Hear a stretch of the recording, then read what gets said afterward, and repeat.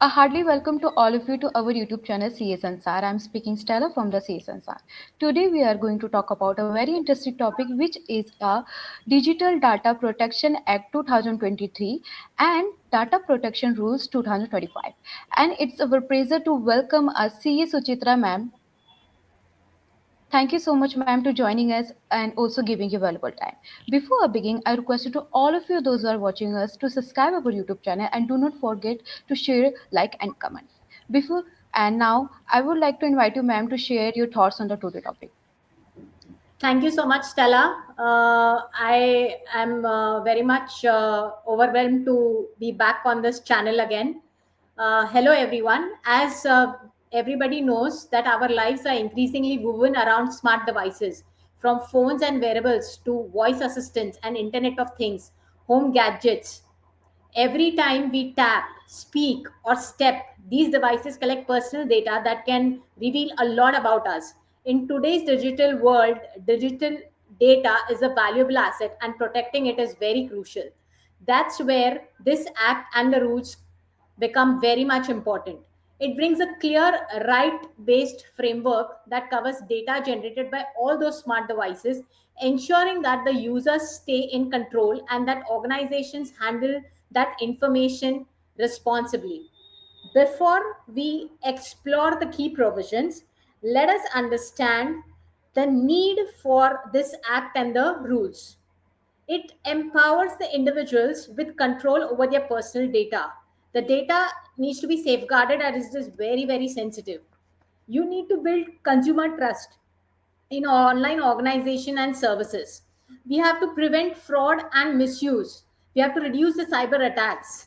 We have to foster a secure digital economy while protecting the individual rights. We have to hold organizations accountable with penalties for breaches, transforming abstract privacy rights into actionable controls, and ensuring reasonable and responsible data handling for businesses. We have to position nation as a responsible player in the global digital landscape as it is aligned with the international data protection standards and best practices. Now, before we enter into the act and the rules, it's very much essential for us to understand what is the definition of data protection. First and foremost thing, it includes data privacy and data security. Now, what do you mean by the term data privacy? It is about controlling who sees and uses your personal information. And it also is concerned with the privacy that sets the rules. Example, you have to give explicit, clear consent before collecting and processing personal data. And you should have transparency in data collection, and you have to be very, very transparent with whom that data will be shared. Also, how that data will be used and how it will be shared. Data privacy matters because it needs protection from misuse. Also, you have to have control over personal information. You have to prevent how it is surveillanced. Then you have data security. Here, you have to protect the data from unauthorized access, loss, or damage using technical tools. You have to ensure that there is no modification of the data without your consent. So, as the data is very, very sensitive and personal. Also, you can implement security safeguards like encryption, firewalls to enforce those rules, making security a necessary foundation for privacy. Now, let's see the key features over here of the Digital Personal Data Protection Act 2023. It establishes a comprehensive framework for protecting personal data in India's rapidly evolving digital technology. It focuses on protecting personal data, defining the rights of individual, establishing obligations for organization handling personal data. Now, the scope and the coverage of the Act. It covers a wide range of data processing activities. It encompasses both government and private entities. It extends to digital personal data processed within India and the data processed outside India if it involves offering goods or services to Indian residents. So it ensures that comprehensive protection of Indian citizens' data has to be made. Now, let's see the key definitions in the Data Protection Act. First and the foremost definition comes of data, which means a representation of information, facts, concepts, opinions, or instructions in a manner suitable for communication, interpretation, or processing by human beings or by automated means. Digital personal data means personal data in digital form. Digital personal data is a part of modern life. The best examples over here are email address, names, phone numbers, Aadhaar numbers, browsing histories, search queries, social media interactions, financial transactions, biometric scans. Key definitions in data protection. First and the foremost is data principle. The individual to whom the personal data relates. They hold fundamental rights to access, correct, and erase their data, along with the ability to seek grievance redressal. Where such individual is a child, it includes the parents or lawful guardian of a child. And if a person is with a disability, then it includes a lawful guardian acting on her behalf. Data fiduciary is an entity that determines the purpose and the means of processing personal data. It includes businesses, clients, even CA firms managing client information. The other definition is data processor. Entities that process data on behalf of fiduciaries such as HR vendors, cloud service providers, and accountants. Significant data fiduciary. Here, high risk entities notified by the government based on data volume, sensitivity, and potential for harm subject to enhanced compliance obligations. Data Protection Board of India. This is established and activated under the Act to enforce the law by handling complaints, investigating breaches, and imposing penalties on data fiduciaries operating as a digital first adjudicatory authority with a chairperson and members. The decisions taken by the board can be appealed to the Telecom Dispute Settlement and Appellate Tribunal. It aims for paperless system allowing citizens to file complaints and track cases online via a dedicated portal. It acts as a specialized adjudicatory body for data privacy disputes, unlike traditional regulators that handle policy too. Key definitions in data protection continued. Consent, freely given specific, informed, and unambiguous indication of the data principal's wishes. Data protection officer, a person appointed by an SDF to oversee data protection strategy and compliance. Breach means any authorized processing, disclosure, alteration, or destruction of personal data. Now, some more special features of the Act. You have got a nomination facility available in this. It allows the data principal to nominate someone to exercise their rights in case of death or incapacity. It is extremely relevant for banking, insurance, fintech, telecom, and professional service context. It ensures that the data rights continuity similar to succession nominee concepts in other laws. Digital by design functioning of the DPBI. This is the Digital Protection Board. It operates entirely as a digital office. All filing, notices, hearings, evidence, submissions, and orders are electronic. It ensures speed, transparency, reduced compliance burden, and nationwide accessibility. Verifiable consent for children and persons with disability. You have to use modern verification.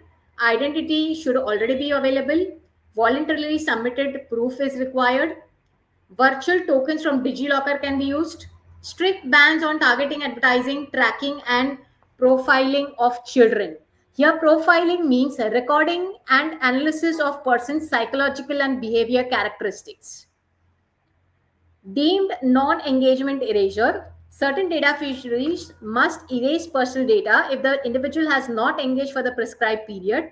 It requires 48-hour prior notice. It reduces indefinite retention and improves system hygiene. Now, rights of data principal. They have the right to access their personal data, right to correction of inaccurate data, right to erasure upon purpose fulfillment, right to grievance redressal mechanisms. They have right to appoint a nominee for posthumous data management. The word posthumous here means occurring or awarded after the death of the originator. Then we come to the duties of data principals. It provides accurate and complete information. It refrains from filing false or frivolous grievances. not impersonate others when exercising rights, comply with applicable laws while exercising the rights. Now, DP rules and overview. Here, first and the foremost thing, what the rules aim is to curb unauthorized commercial use of data. They want to reduce the digital harm, basically the cyber attacks which are happening. They want to empower the citizens and they want to protect the privacy. So, what approach they have followed is SARIL, which means simple, accessible, rational, actionable approach. Now, here what it boils down to is you have to have concise language, it has to be simple, comply with the streamlined regulations easily, you have to reduce ambiguity, and you have to focus on key principles: consent, transparency, and accountability. Now let us look at the rules. First and foremost important rule is rule number 3, which says about notices and consent. It has to be clear, itemized privacy notices with withdrawal mechanisms, multilingual options, verifiable parental consent for children under 18. The next is rule 4 about consent managers. Here, registration framework for consent management platforms, interoperable consent dashboards, standardized consent artifact formats. Rule 6 consists of security safeguards. Here you should have mandatory encryption. You should have access controls. Comprehensive logging has to be there. You have to have regular backups. Documented data processor contracts. Rule 7, breach notification. You have to notify the affected data principal without delay. Immediate notification to the Data Protection Board with detailed incident report within 72 hours is required. Now, rule 8, it says data retention and erasure. So, the purpose limitation principles have been set, defined erasure timelines for non engagement, minimum 1 year retention for activity logs is required. Rule 12 talks about significant data fiduciaries obligations. Here, it is concerned with appointment of data protection officer. We have already seen the definitions which are coming up in these rules, which were already provided in the Act. It conducts data protection impact assessments, mandatory annual third party audits, and the most important thing, data localization requirement. This is very, very essential. Cross-border transfers is Rule 15. It transfers permitted only to the government notified jurisdiction. Conditional transfer mechanisms for non-notified countries based on contractual safeguards.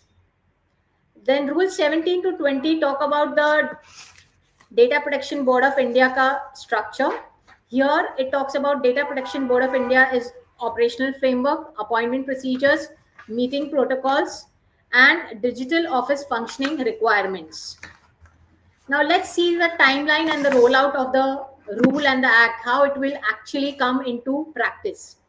Now phase 1, it talks about 0 to 12 months. Rules 1, 2, and 17 to 21 are effective immediately. That is, they came into effect on November 13, 2025. It consists of setting up of the board, which is Data Protection Board, and operationalizes the board's power. Then phase 2 is 18 to 12 to 18 months, which is Rule 4, number 3, November 13 to 2026. Register consent managers, they become the single point of consent for users. Phase 3 up to 18 months, remaining rules, May 13 to 2027. Here, full compliance of all data fiduciaries, rights, security breach reporting, obligations for SDF, consent notices, data retention timelines, etc. Now, let's see the highlights of the Act and the rules. Consent requirement is very much essential. Consent must be free, specific, informed, unconditional, and unambiguous. Data principals retain the right to withdraw the consent at any time. See, this is the most important thing. You have given consent and you can withdraw at any time. There is no restriction on your withdrawal. Verifiable consent for children and persons with disabilities uses modern verification, identity already available, voluntary submitted proof, virtual tokens from DigiLocker.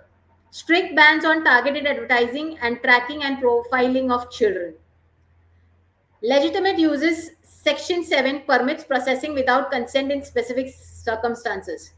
State benefits delivery, medical emergencies, court orders, and other legally mandated scenarios. Now, the compliance requirements. First and the foremost thing which is required is consent mechanism. Data fiduciary must provide clear, independent, accessible notices to data principals detailing the personal data being collected and the specific purposes for which it is processed. Data retention timelines are given. Data fiduciaries must erase personal data once the specified purpose and time in the third schedule are no longer served unless retention is required by law. Data mapping, it is identifying what personal data is collected, where it is stored, and who can access it. Incident response planning, here it establishes procedures for detecting, reporting, and remediating breaches. Compliance checklist for organizations. Here you have to map all personal data flows. Example, CCTV footage. You have to know where it is stored, collected, and who can access it. Update privacy notices and consent mechanisms. Example, using cloud based accounting HR without formal agreement violates Rule 6. Implement security controls, encryption logs, backups. Example, avoid sharing email ID and password across the entire team. Like some firms, they do keep email ID and password same for the entire group audit, which should be avoided because they would not know which XYZ person went and logged in to get the data. So you have to be very, very specific that email ID and password for each and every person in the audit team is created. Set up a breach response plan, user notice plus DPDP report. Register as consent manager if you intend to act as one. Consider and conduct data protection impact assessment audit if you are an SDF. Now, the compliance checklist for chartered accountants during audit. You have to implement encryption and access controls for managing audit working papers. Multi-factor authentication is required. Avoid using personal emails and USB drives, else you will breach Rule 6. WhatsApp sharing should be avoided because you never know that the data which has been shared in the audit team is lying in their phone for how many days, and from their phone it goes on to clouding, and it has been transferred to some other country also. So it is very much essential that you have to avoid using all the apps where you can take control of the personal data which is being shared for some specific purpose. Implement robust controls from collection to secure deletion of data. Delete non-essential personal data promptly after engagement completion. Old audit files retained beyond the necessary period violates Rule 8. Photos taken in mobiles of various agreement violates Rule 6. Restrict access based on role requirements and maintain detailed authorization logs. Example, payroll data that has been outsourced. Maintain comprehensive logs of who accessed personal data and when. Avoid common password system for all authorized persons. Identify and request specific documents required for audit objectives. Maintain clear records justifying each data collection activity. Example, CCTV footage showing inventory counting. Now let's look at the penalties. For failure to comply with data protection obligations, including breach notification and data localization requirements, penalty is up to 250 crores. Penalty is up to 200 crore if you fail to notify the data protection board and affected individuals in the event of personal data breach. Up to 200 crores breaches of obligations related to processing of children's data. Up to 150 crore breach of additional obligations for significant data fiduciaries.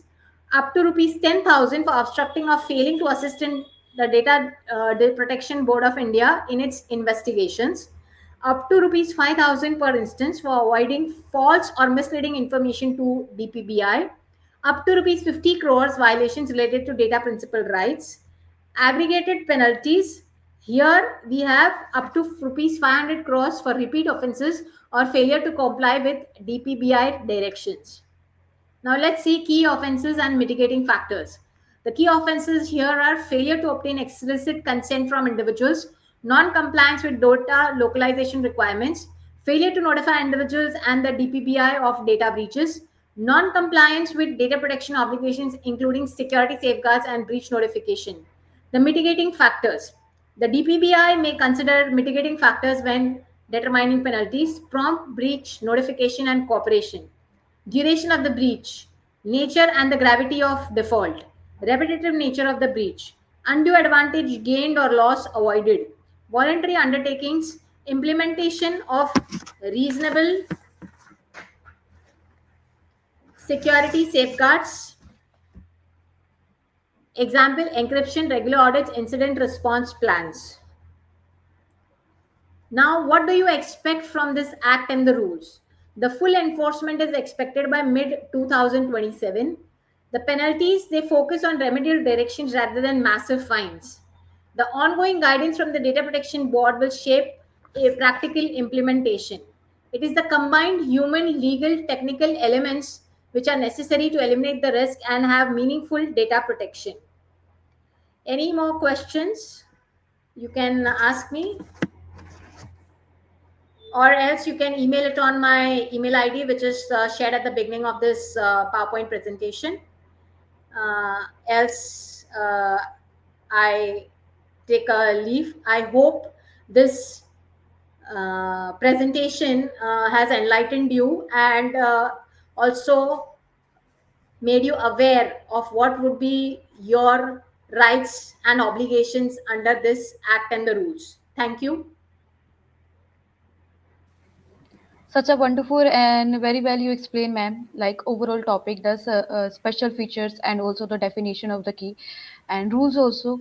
So hope those are watching us they understood very well. And if there will be the any query like the question, so you guys can drop the question in our comment section and definitely we will reply. Thank you so much, Suchitra, ma'am. Like you join us and also giving you valuable time. Thank you so much, ma'am. Thank you. Thank you so much.